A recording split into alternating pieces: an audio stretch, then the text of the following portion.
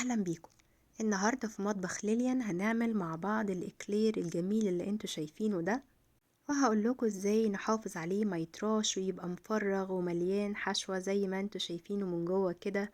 جميل جدا. يلا بينا. اول حاجة هنجهز الحشوة بتاعتنا. معانا 4 من صفار البيض، نص كوباية من السكر، تلت كوباية من النشا، معلقة صغيرة من الفانيلا ومعلقة صغيرة من الزبدة، كوبايتين لبن سخن انا سخنتهم. هنحط السكر على صفار البيض والنشا وهنقلبهم كويس قوي، وكمان هنحط طبعا الفانيلا وهنقلب كويس قوي بالويسك اللي هو المضرب اليدوي، او لو عايزين المضرب الكهرباء، لغاية ما لونهم يفتح زي ما انتوا شايفين. وبعد كده هنحط شوية من اللبن الدافي ونقلبهم معاهم زي ما انتوا شايفين كده. وبعد كده هنحط كل كمية خليط صفار البيض والسكر والنشا، هنرجعهم في الكاسرول اللي فيها اللبن السخن، علشان احنا لسه هنكمل تسويته على النار. طبعا احنا لسه هنحط مكعب الزبدة اللي معانا، بس بنقلبهم كويس علشان اللبن يختلط مع خليط الصفار والنشا والسكر. وبعد كده هناخدهم على النار علشان نكمل تسويته. طبعا من اول ما نحطه على النار لازم ايدينا تفضل فيه علشان ما يتحرقش من تحت. هنقلبه كويس لغاية ما يبتدي يغلي والسمك بتاعه يتخن زي ما انتوا شايفين كده. اول ما يتخن هنطفي النار ونفضل نقلب علشان ما يتحرقش من تحت. وكده نبقى جهزنا البيستري كريم اللي هو الحشوة الأساسية اللي بيتعمل بيها الإكلير. أنا بحب أعمله بطعم الشوكولاتة، انتوا ممكن تستخدموه زي ما هو كده، لكن أنا هزود تلت كوباية من الشوكولاتة، وكمان هحط معلقة من الكاكاو الخام عشان أنا بحب أعمله بطعم الشوكولاتة. عايزة اقول لكم ان البيستري كريم دي بطعم الشوكولاته بتبقى طعمها جميل جدا. انتوا لو عندكم ولاد هيحبوا ياكلوها بالمعلقه. انا حتى لما بيزيد مني شويه بحطهم في كابس كده وبحط عليهم اوريو او تشوكلت شيبس وبياكلوها بالمعلقه، بتبقى جميله وكمان مغذيه قوي. كده بقت جاهزه. هنفضيها في بوله، واهم حاجه ان احنا نغطيها ببلاستيك فيلم كويس قوي يبقى ملامس ليها علشان وشها ما ينشفش او ما تعملش قشره. ونسيبها لغاية ما نجهز الإكلير بتاعنا. لازم تكون بردت خالص قبل ما نستخدمها للحشو.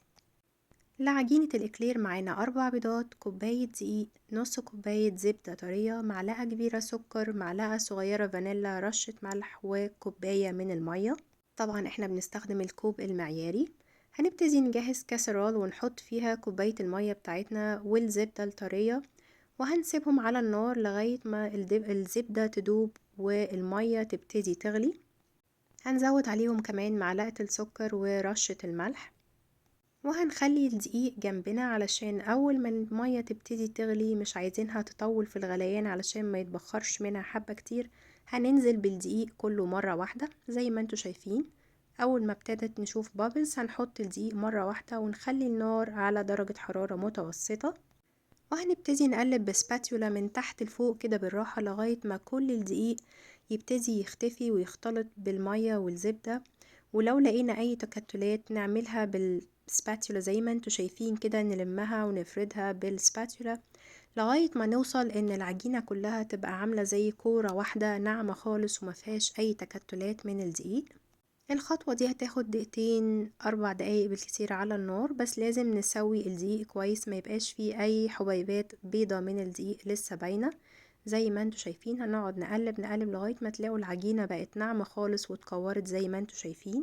كمان بتبقوا شايفين زي طبقة كده في الكاسرول من تحت كده. خلاص احنا طفينا النار وهنبتدي نبرد العجينة.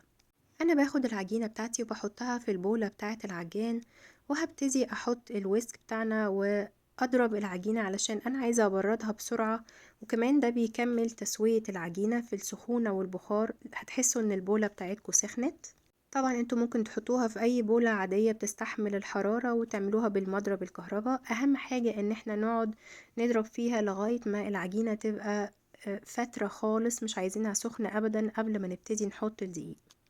كده العجينة بقت خلاص فترة خالص. هبتدي احط الفانيلا على البيض، وهننزل بالبيض بيضة بيضة. كل ما نحط بيضاية هنبتدي نشغل العجان او المضرب ونقلب البيضة مع العجينة لغاية ما البيضة تختفي تماما قبل ما نحط البيضة التانية. وهنكرر الخطوة دي لغاية ما نخلص الأربع بيضات. كل مرة هنحط بيضة واحدة ونضرب شوية وبعدين نحط اللي بعديها. كل ما هتحطوا بيضة هتحسوا ان العجينة شكلها بقى غريب وفكت، هنقعد نضرب لغاية ما تتلم وترجع مع بعضها تاني زي ما انتوا شايفين كده. المهم بعد الأربع بيضات هنوصل لعجينة المفروض انها تكون عجينة طرية وبتلزق وفيها لمعة بسيطة كده زي ما انتوا شايفين. ده قوام العجينة، ده كده قوام مظبوط جدا للإكلير. كده خلاص احنا مش محتاجين العجان في حاجة تاني. هنبتدي ناخد كل العجينة بتاعتنا ونجهز كيس الحلواني اللي احنا هنستخدمه لتقطيع الإكلير. انا هستخدم التاب اللي هي بتاعة الإكلير او بلح الشام، بتبقى واسعة شوية، وهحطها في كوباية كده علشان تساعدني ان انا احط العجينة جوه الكيس. انا هحط العجينة كلها مرة واحدة في الكيس، لكن لو انتوا اول مرة بتعملوه او مش متعودين على مسكة كيس الحلواني ممكن تعملوها على مرتين او ثلاثة علشان الكيس ما يبقاش مليان قوي عليكم، تعرفوا تتحكموا اكتر. وهنكون مجهزين صينية عليها السيليكون مات او ورق زبدة، وهنبتدي نحط بالكيس الحلواني الكلير زي ما انتوا شايفين كده. بنرفع ايدينا ونضغط على الكيس الحلواني لغاية الطول اللي احنا عايزينه، وبعد كده نلفه بالراحة كده علشان نقطع الإكلير بتاعنا. وهنبتدي نكرر دوت.